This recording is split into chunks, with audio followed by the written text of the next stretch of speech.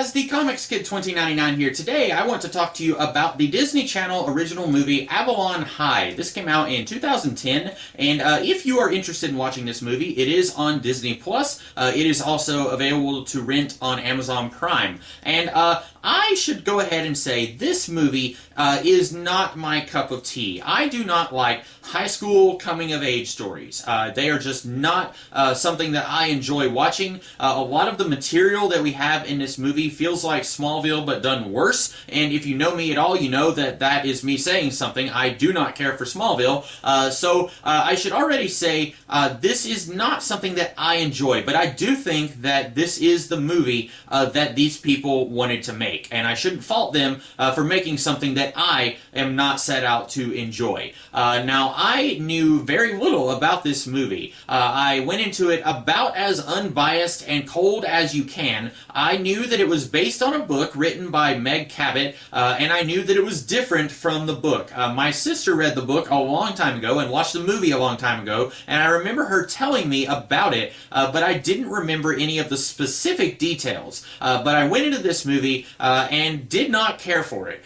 So basically, the plot is you've got this girl named Allie, and her parents are King Arthur historians. Apparently, you can be a King Arthur historian, just make an entire career out of being an expert on King Arthur, because they are experts. They've got all these books. I know there are scholars who know a lot about King Arthur, but that's not their only area of expertise. So I thought it was weird that these guys only seem to know about King Arthur stuff. But anyway, they apparently move around all the time, and Allie is complaining about it, saying she's not going to get to meet any new friends because they're going to move in like a month. And then they say, actually, we're going to live here for the next 3 years. So she's excited about that, and she is about to start her sophomore year at Avalon High. And she goes out running in the park, and she meets a guy at the water fountain. They're both running, and they both run towards the water fountain. And this is the most tame, weirdest meet cute that I've ever seen. They both get to the water fountain, and they're both just staring at each other. She is speechless. Finally, he says, go ahead and take a drink.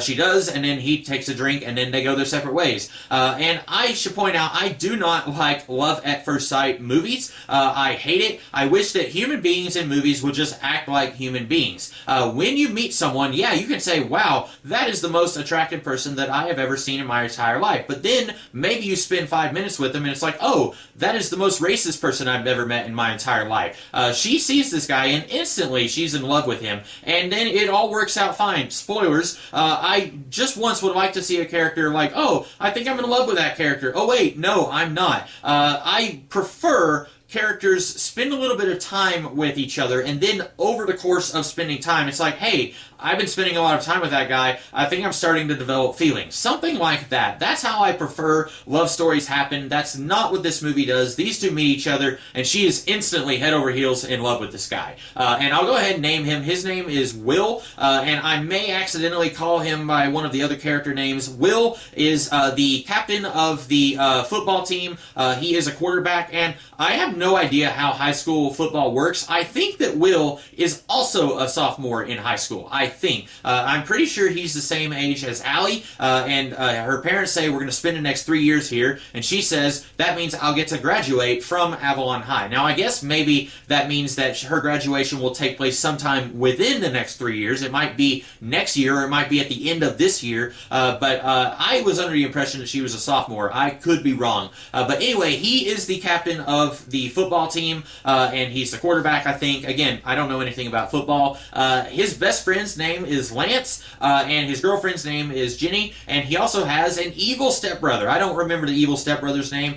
This was the only actor I recognized. He was in an episode of Alphas, that X-Men TV series that was basically just X-Men, but it wasn't called X-Men, and he was also the young trickster in the 2014 Flash TV series. But anyway, these guys, they all have a history class together. There's also a nerdy guy named Miles, and he's just awful. When we first meet him, not when we first meet him, a couple of scenes after we meet him, he and Allie are working on a school project together, and he talks about how he always tries to do any homework assignment in half the allotted time to prove that he's better than everyone else. And she's like, oh, wow, I was, I don't remember what she says. She's basically like, hey, stop being such a jerk. And then every time that we see them him, and they're out at a social event. Like, they go to a party at one point, and then he's complaining about how all the jocks hate him, but he's calling these people, like, meathead jocks. And he even tells her at one point that he's better than everyone else, and the movie thinks that I'm supposed to feel sympathy for him because this one guy was about to shove him into a locker at the beginning of the movie. And I don't feel sympathy. I hate him.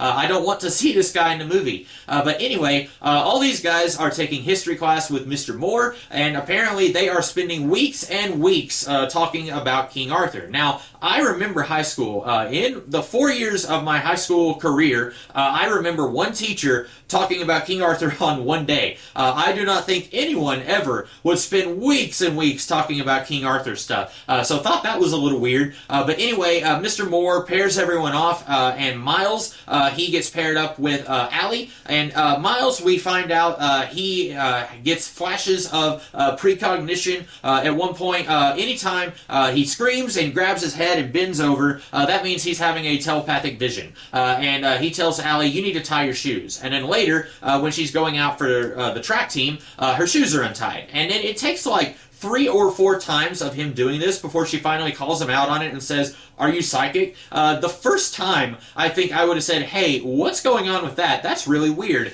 But I guess we have to pad out this movie a little bit. And if any of this sounds interesting to you, the first half of the movie is the coming-of-age high school stuff. That is not what I came here for. I came here for King Arthur reincarnation stuff, which is what the movie gets into in the second half. And so, depending on where your interests lie, you might really like this movie, or you might really hate it. Since I don't care about high school coming-of-age stories that are, made for children, I really hated the first half of this movie, and then it wasn't much better in the second half. But if you are like me and you really like King Arthur stuff, and you see Avalon High, okay, maybe this is King Arthur related, you're going to be really bored out of your mind, because characters will be talking about King Arthur's stuff in the same way that characters would talk about doing algebra homework. It's not going to get really King Arthur-y until about halfway into the movie. But anyway, all of our characters get assigned different homework projects to do about this King Arthur thing. And Allie and Miles, they get assigned to do research on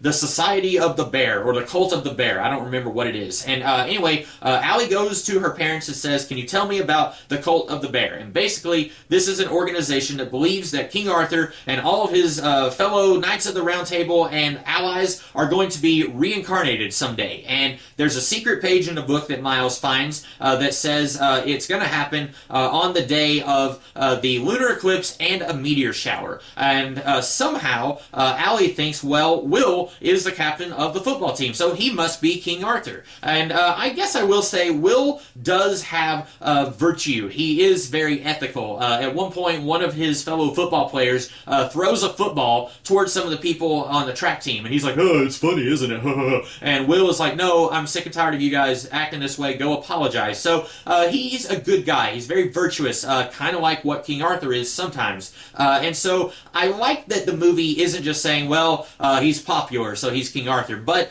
that seems to be the only basis of Allie thinking that he is King Arthur. And then she says, well, Miles, you are clearly Merlin because you have psychic abilities. And then he says, well, I can't grow a beard. Ha ha ha, it's a joke. And then obviously Lance is Lancelot and Jenny is Guinevere. And very early in the movie, Allie sees the two of them hugging on each other, even though Jenny is Will's boyfriend.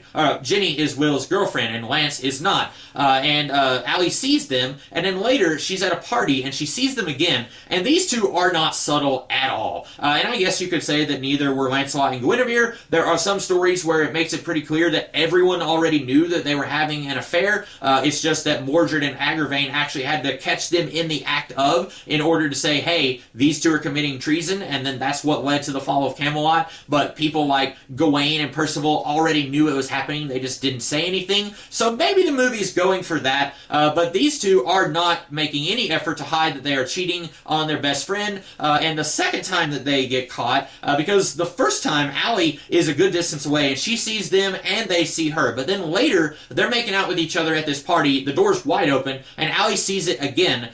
She sees them, then she ducks around the corner, and then she turns and looks again, And that's when they see her. And then Jenny comes and says, hey, please don't tell Will. He's got a lot on his mind with the football thing. We've all three been friends with each other since first grade. I like him as a friend. I just don't, think of him that way anymore. But I don't want to break it off with him until the right time. Please keep this a secret. And Allie finally decides, okay, I'm going to keep it a secret. Then she finds out that Miles knows about it via his telepathy. And by the way, also the evil stepbrother, he knows about it. And he says, like, don't tell anyone about this. Don't tell don't tell my stepbrother about this. And it's really weird how the movie plays all these characters and their character dynamics, because all of them, each and every one of them will say something like, at one point, Lance, after the affair is made public, Lance says, we're like the Knights of the Round Table. I'm like your brother. And I'm thinking, like, I don't think, even if you've been taking weeks of classes about King Arthur, I don't think that a meathead jock, as Miles called him, would be making a King Arthur analogy at this point. That just seems really far-fetched. That seems like the movie is wanting to remind the audience, hey, this is a King Arthur thing.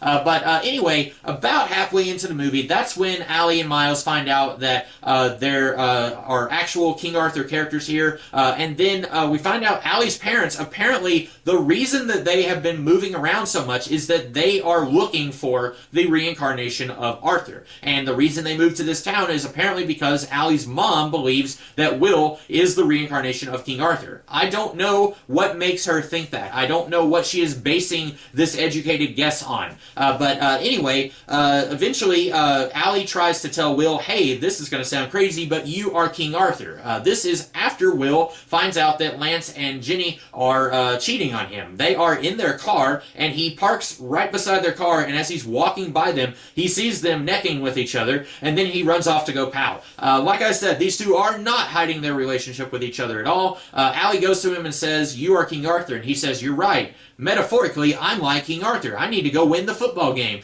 And then she's like, no, that's not what I meant. And then when he goes back to the football game, he clears the air with Lance and Jenny. He says, hey, it's all good. You two be a couple. I'm going to step away. And then we find out that the reincarnation of Mordred is not Arthur's stepbrother. This movie does change Mordred a little bit. Most of the time, Mordred is either Arthur's nephew or his illegitimate son. This movie does not do that, and I don't blame them for that. I would not expect a Disney Channel movie to have an incestuous son in this movie, so that's fine. But anyway, we find out the reincarnation of Mordred is not Will's stepbrother. It's actually Mr. Moore. Bum, bum, bum. Here's the thing. I don't understand what Mr. Moore's motivations are, because we are told that 1,500 years ago, Mordred revealed that Guinevere and Lancelot were having an affair, and this mentally broke Arthur, and this eventually led to the fall of Camelot. But then we don't find out who Mr. Moore is until after Arthur has already found out that Lance and Jenny are cheating on him, and he has already cleared the air with both of them. He's totally okay with it by this point, and then Mr. Moore tries to kidnap Will because somehow Mr. Moore also thinks that Will is the reincarnation of King Arthur. And I don't know how Mr. Moore found out that he is Mordred reincarnated, because Allie, she is getting dreams periodically throughout the movie. At one point, I think it's the very first scene in the movie, she's having a dream where she is wearing shining armor, and then she wakes up. And she gets a couple of instances like that. At one point, she and Miles, they're doing research for their project, and then he says, I wonder what they would have eaten in the times of King Arthur. And she says something right off the top of her head. And then she says, I guess my parents have been rubbing off on me because they're constantly talking about King Arthur stuff. But maybe that's something that she remembers from a past life. But anyway, at this point, I really don't know what Mr. Moore plans to do. It's clearly not revealed that Lance and Jenny are cheating on you. Apparently, he just wants to kill Will, maybe. But then later he said, I was just going to humiliate you, but now I'm going to kill Allie. But then we find out another twist. Will is not King Arthur. It's actually Allie. Allie is King Arthur. And this was, I guess, a big sticking point for a lot of people because in the book, Allie is actually the Lady of the Lake, and Will is King Arthur. And I think in the book, Mr. Moore is actually Merlin, and the stepbrother is actually Mordred. So in a way, I guess the book is playing more to your expectations. You see the guy who is this virtuous, honorable captain of the football team, and it's like, okay, he's going to be the new King Arthur, and then the mentor figure, the teacher, he ends up being the old mentor figure from King Arthur's Legends, Merlin. So all of that kind of makes sense, I guess. But the movie, I saw on Internet Movie Database, there was a piece of trivia about the movie, and it said the movie wanted to play into the girl power thing that you would expect from the Disney Channel. And I don't know if that was their rationale for making the change. I'll be honest, I don't hate this change. Bear in mind, I never read the book. My sister, she did read the book, she watched the movie, she said she didn't like the change. I didn't mind the change, I just don't understand anything that happens in this movie. I don't understand what Mr. Moore's motivations are, since Arthur already knows about Lancelot and Guinevere. I don't understand how he finds out that he is Mordred, because he knows before Allie does, I'm assuming. But then you have all these other characters, they find out because Allie tells them. Allie tells Miles, you are Merlin, and Allie tells Will, you are King Arthur. He's not, he's just some dude, we never find out who he is.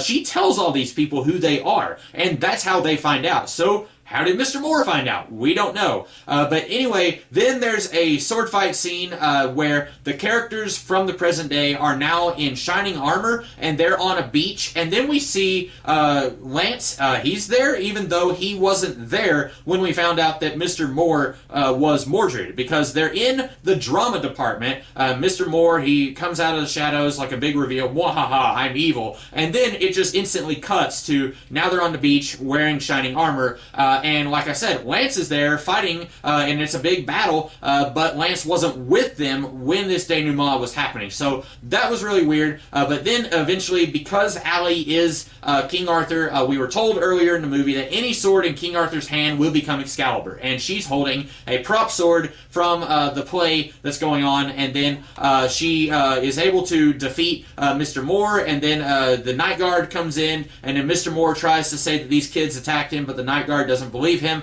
and then they all go back to the football game, and then the game is won, yay, we win, and then everyone gets to have their happy ending. Lance and Jenny get to be together because Will gave his blessing, Will kisses Allie, and then Miles, he kisses this girl that he saw at the party earlier. And like I said, if you like these Disney Channel coming-of-age high school stories, if you like High School Musical, then you're probably going to like this. And if you like really ill-defined King Arthur reincarnation stories, then you're probably really going to like this. I watched this specifically for the King Arthur stuff. I thought that there would be enough there for me to enjoy. There's barely any of it here, and when it is here, it doesn't make a whole lot of sense. It's less than half the movie, and in the last half of the movie, it still isn't prevalent enough for me to recommend this to anyone who is a King Arthur fan. Now, there might be people out there who are King Arthur fans, and they might find more of a reason to actually watch and enjoy this. For me, I cannot say that this is good enough for me to want to watch, even